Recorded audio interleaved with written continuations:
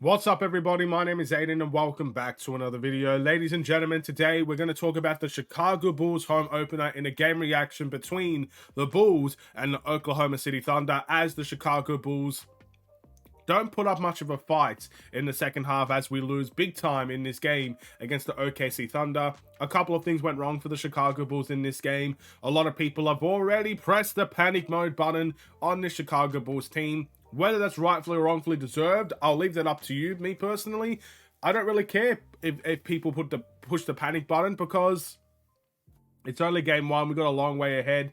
And it's really just up to your interpretation of how you viewed the Chicago Bulls team. A lot of the same problems that you saw from the Chicago Bulls now, you have seen in the past. And a lot of the problems that you've seen with the Chicago Bulls in preseason, you've also seen in this game as well. But before we get any further, if you like the video and you want to see more from me, drop a like, drop a follow, and or subscribe if you are new, and comment down below your thoughts about the Chicago Bulls game today, your player of the game, your thoughts and opinions as we lose 124 to 104. Now, I can accept losing. I've seen the Bulls lose half their games last season, more than half their games last season. I can accept losing in a home opener against the OKC Thunder. I cannot accept losing by 20 points. I cannot accept giving up. I cannot accept the lack of fight from everybody involved in the Chicago Bulls in the second half. That is something that really frustrates me to the core. I try to keep my feelings and emotions tamed, and I'm going to do the same here. But I cannot tell you how angry I was during that watch along, knowing that the Bulls team gave up constantly, knowing that OKC extended and extended and extended, and there was no fight back from the Chicago Bulls at all. Basically, that fourth quarter was a breeze for the OKC Thunder, and the third quarter was the same. It was annoying. That's the definition right there. It was annoying to watch. And that is why Bulls fans are pressing the panic button already. Because how can you let that happen at home in your home opener? Again, I can accept losing. OKC are a great side. Shai Gilgeous-Alexander had, what was it? 20 points in the half? I think he ended on like 33 or something like that with 8 assists. He's phenomenal. He's a fantastic player. We knew that coming into the game. OKC shot threes. We know that. They shoot a lot of threes. We know that. And they made a lot of them in this game. We know that. We know these things about the OKC Thunder, but it came into fruition today. Now, I need to sympathize in some way. In some way, I'll sympathize with the Bulls, but I'm frustrated with the lack of fight that this Bulls team showed. And all the preseason hype, all of the hype in training camp, again, they know how to press your buttons. They know how to get you excited for the season. But when push comes to shove, if you're showing a lack of fight in game one, how can I trust you to show fight in game 82 when it may really matter and it might depend our future? How can I expect you to fight in that type of game if you can't fight in game one? So that's why people are pressing that panic button. That's up to you. But I'll sympathize with the Bulls in this way. Shai Gilgeous-Alexander was cooking the Bulls all night long, right? And even I said it during the watch along, you might have to blitz or double team Shai Gilgeous-Alexander at one point in the game to get the ball out of his hands. When the Bulls finally decided to do that, OKC made their threes. What's going to happen if you blitz someone? The ball goes out of their hands, it's going to rotate to the open shooter, and the open shooter is going to have to take the shot. And if he makes it, well then, OKC basically have offense from everywhere. And that's how it felt in this game. If he misses it, then you have your game plan going forward. Get the ball out of Shai's hands and force the Oklahoma City Thunder to make their threes. They did that today. So it's a double-edged sword. Whichever way we're going to go, OKC we're going to find a way to score. That's what they did. We had no way to stop them, in my eyes. But offensively, that was an absolute struggle. Zach LaVine struggled. I know he had 17 points or whatever it was. Zach LaVine was extremely inefficient today, was horrible to watch in more ways than one, and that's the harsh reality of things. He sucked in this game. You know, other guys on the court that kind of balanced it out a little bit, but again, not really a lot of impressive performances today. Not really one person standing out as an amazing talent. Not one person really standing out as a horrible watch. But again, we didn't see enough from this Bulls team offensively. I'll give this a positive as well. I liked how many threes we shot. Again, I can't sit here and say the Bulls need to shoot more threes, and then when they start doing it and they miss, get upset with them because they shot so many threes. That's not how it works. We know the Bulls are going to be taking a lot more threes, And we know it might take some time for them to knock it down at a high level. I understand that. So I'm not going to sit here and be frustrated that the Bulls missed all their threes. I'm happy that they took them. I'll sympathize in that way. But offensively, we struggled as well. Not a lot of offensive rebounding in this game, which is a big problem.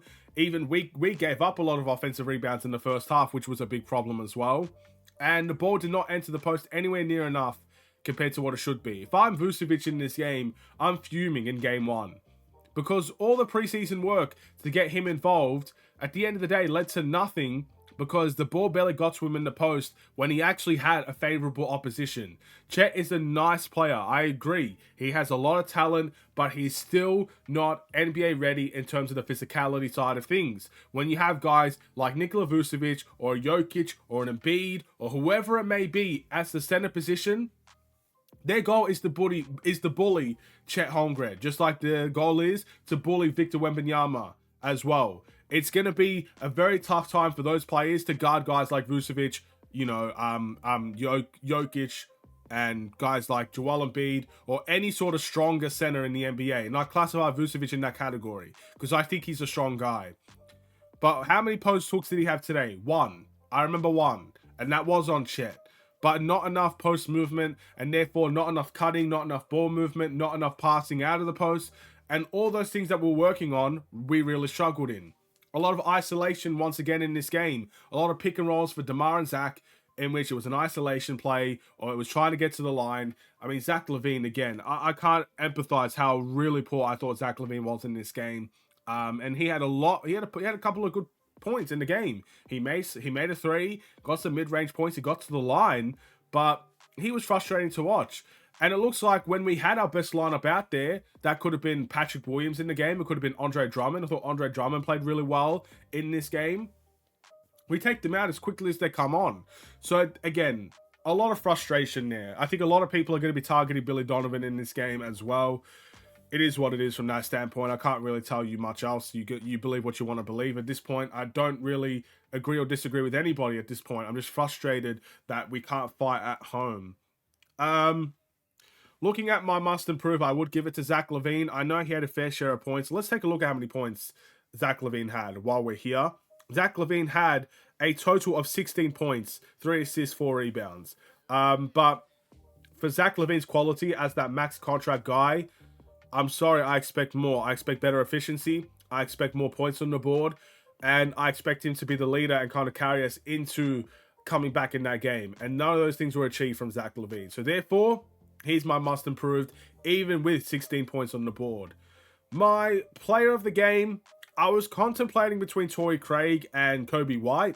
I think I'm going to stick with Torrey Craig as the player of the game. I think 11 points and 7 rebounds off of the bench is a magnificent start to his Chicago Bulls career. Doing really well on the energy side of things, great hustle plays, good points on the board as well, made his threes, made his putbacks. I thought he did really well in this game, and I would give it to him. But there are a couple of other guys on the plus-minus side of things you could give it to, but for me, Torrey Craig is the right answer. Bulls are 0-1.